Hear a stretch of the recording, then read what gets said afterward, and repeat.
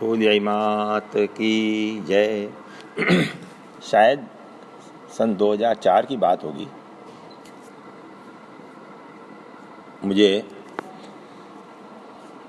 ऐसा लगने लगा जैसा मेरा पेट फूला हुआ है, भूख लगती नहीं, खाने की इच्छा होती नहीं। थोड़े दिन में वजन घटना शुरू हुआ, तो खाना ही नहीं खाएं, कमजोरी आनी शुरू हुई। क्योंकि मैं पूर्व में चिकित्सा मंत्री रहा हुआ था, जयपुर के ही बड़े बड़े गैस्ट्रोएंटरोलॉजिस्ट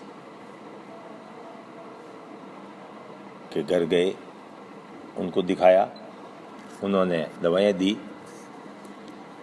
महीना डेढ़ महीना दवाएं ली, पर जब कुछ असर होता दिखाई नहीं दिया तो सोचा थोड़े दिन गांव जाके आ जाते हैं। बिलाड़ आ गए, यहाँ भी वही हाल रहा।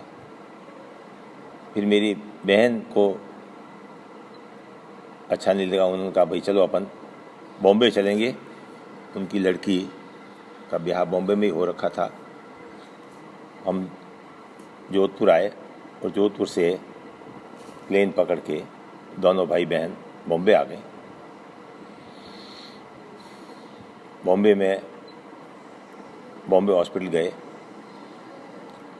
वहाँ शर्मा जी जो कि सुपरटेंडेंट थे, इंचार्ज थे, उनसे मिले। उन्होंने लिखा कि द टेस्ट फ्री। मैंने कहा नहीं, आप फ्री मत करिए, हम तो आपसे रूटीन में मिलने आए हैं, मैं सब टेस्ट के पैसे दूंगा।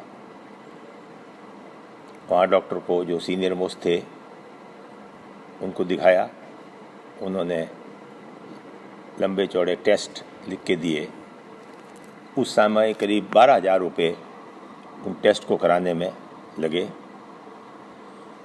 एंडोस्कोपी भी करी, मुंह के थ्रू एक इंस्ट्रूमेंट डाला जिसने कि पेट की ऑसोफेगस की फ़ोटो एक्सरे खींची, दवाएं दी। महीना डेढ़ महीना वही दवाएं चली, पर कोई सुधार होता दिखाई नहीं दिया, वही की वही हालत। वजन कम पड़ रहा है। आखिर सोचा मेरी छोटी लड़की की शादी दुबई में हो रखी है, अभी उस समय उसकी नौकरी अबू धाबी में थी। हमने सोचा मेरे छोटे जवाई को साथ लिया, बॉम्बे वालों को, और हम दोनों सोचा कुछ दिन के लिए दुबई चल के आते हैं, शायद वहाँ की हवा पानी से बदलने से कुछ फर्क पड़े। दुबई आ गए। अबू धाबी में जैसा आपको पता ही है, वहाँ कोई हिंदू मंदिर नहीं है। करीब करीब काफ़ी घरों में 20-25 परिवार इकट्ठे हो जाते हैं, 2-1 घंटे सत्संग करते हैं, भजन गाते हैं, धुन करते हैं, और उसके बाद उन्हीं के घर से हैवी नाश्ता, कचौरी वगैरह, कोई उपमा, पोहे, यूँ करके वो सबको खिलाया जाता है। सब प्रेम से उसको ग्रहण करते हैं। मेरे सामने भी जब ये आया, मैंने मना किया, मैंने कहा नहीं भाई मैं नहीं खाऊंगा। एक पास में ही कोई दक्षिण भारत का व्यक्ति बैठा था, उसने कहा खाओ खाओ। मैंने कहा मुझे पचता नहीं है, मुझे गैस हो रखी है। मैंने कहा आप किसके साथ आए हो? मैंने अपने जवाई साहब का नाम बताया, उन्होंने बुलाया, चंद्रा इधर आओ, ये प्रोग्राम समाप्त हो जाए उसके बाद मेरे घर पे लेके आना। और साहब ठीक है, मैंने नाश्ता तो नहीं किया, मेरी हिम्मत ही नहीं हुई, और हम उनके घर पे गए। उनका नाम मिस्टर मंडल था, वो ऑयल फील्ड में इंजीनियर थे, काफ़ी सीनियर पोस्ट के आदमी थे। वह, उनकी पत्नी, 2 बच्ची हैं, वहीं रहते थे। मेरे को देख के उन्होंने सारी बात पूछी, फिर अंदर गए और एक डोज दवाई का बना के लेके आए। मैंने कहा अभी पी लो। मैंने वो पिया। उन्होंने कहा अब इसके ऊपर थोड़ी देर कुछ नहीं खाना है। 15 मिनट नहीं हुए होंगे और मेरे गैस पास होनी शुरू हुई। इतनी गैस निकली जैसे कि कोई अंदर कोई गुब्बारा भरा हुआ हो। हर 2 मिनट 5 मिनट के बाद लंबी चौड़ी गैस नीचे से पास हो, और 15 मिनट में मैं बिल्कुल नॉर्मल हो गया। गैस निकल के जैसे मुझे कोई बीमारी थी ही नहीं, भूख लग गई, डिप्रेशन जैसा जो मन में भावना थी वो समाप्त हो गई। और उन्होंने कहा अभी आज हल्का खाना ही खाना, क्योंकि इतने दिन से पेट ने कुछ नहीं खाया है। और 2-3 दिन में मैं वहाँ से बिल्कुल नॉर्मल हो गया। मैंने उनसे वापस संपर्क किया, उनको धन्यवाद दिया। मैंने कहा ये कौन सी दवाई दी?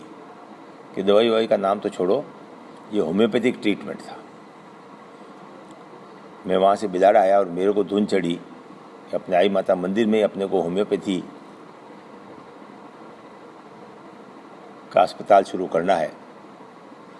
मैंने ये देखा कि अगर आपकी तीव्र इच्छा है और आपकी सही इच्छा है तो अपने आप रास्ता खुलता जाता है। एक हमारे बिलाड़ा के ही डॉक्टर दिनेश जांगीड़, जिनके पिताजी के यहाँ लकड़ी का आरा था, वो होम्योपैथी का डिग्री लेके आए ही थे। वो ढूंढ रहे थे कि शुरुआत कहाँ से करें। बिलाड़ा के ससाराम जी को मैंने बात करी, वो ढूंढ के ले आए इनको। उनसे बात करी, मैंने बोलो भाई हमारे यहाँ हॉस्पिटल खोलना है। ठीक है साहब। मैंने कहा मुझे पता था कि होम्योपैथी की दवाएं बड़ी सस्ती आती हैं। मैंने कहा दवाएं सब हम मंदिर के खर्चे से देंगे, आप 10 रुपये की फीस रखो। जो कोई आए मरीज 10 रुपये जमा कराए और उसको देख के दवाएं देनी शुरू करो। और शायद 2005 में कि हॉस्पिटल चालू कर दिया, और कई लोगों के बीमारियां, खास करके पेट की, एलर्जी की, स्किन की, पथरी की, कई लोगों की बीमारियां ठीक होनी शुरू हुई। तब तो कुछ बाहर की दवाइयों की ज़रूरत पड़ी। तब हमने डॉक्टर साहब से कहा, मैंने बाहर की दवाएं जो आप दो कुछ महंगी पड़ती होंगी, उसके आप पैसे चार्ज कर लिया करो। और वो इतने पॉपुलर हुए कि आखिर में उनकी जोधपुर तक की ख्याति हो गई, और आज वो जोधपुर में अपना अस्पताल चला रहे हैं। और मैंने कई लोगों को उनके पास भेजा है। जयपुर में भी मैंने 2-4 होम्योपैथिक डॉक्टरों से खूब परामर्श किया। मेरा सबसे निवेदन है कि होम्योपैथी के कोई साइड इफ़ेक्ट नहीं होते। इलाज जरूर थोड़ा धीरे होता है पर परमानेंट होता। कई लोगों की मेरे यहाँ एक बच्चा था श्याम करके, पोस्ट में पढ़ रहा था।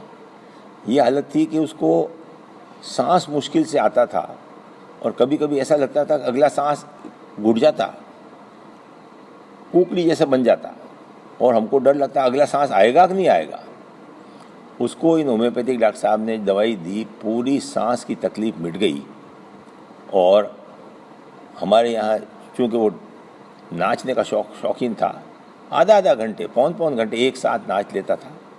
मेरा सभी भाइयों से ये निवेदन है, अगर आपको ऐसा लगे कि बीमारी का इलाज एलोपैथी से नहीं हो रहा है, कृपा करके होम्योपैथी के अच्छे डॉक्टर से संपर्क करके उसका इलाज ज़रूर आप लेने का कष्ट करें। माता जी आपकी पूरी सहायता करेंगे।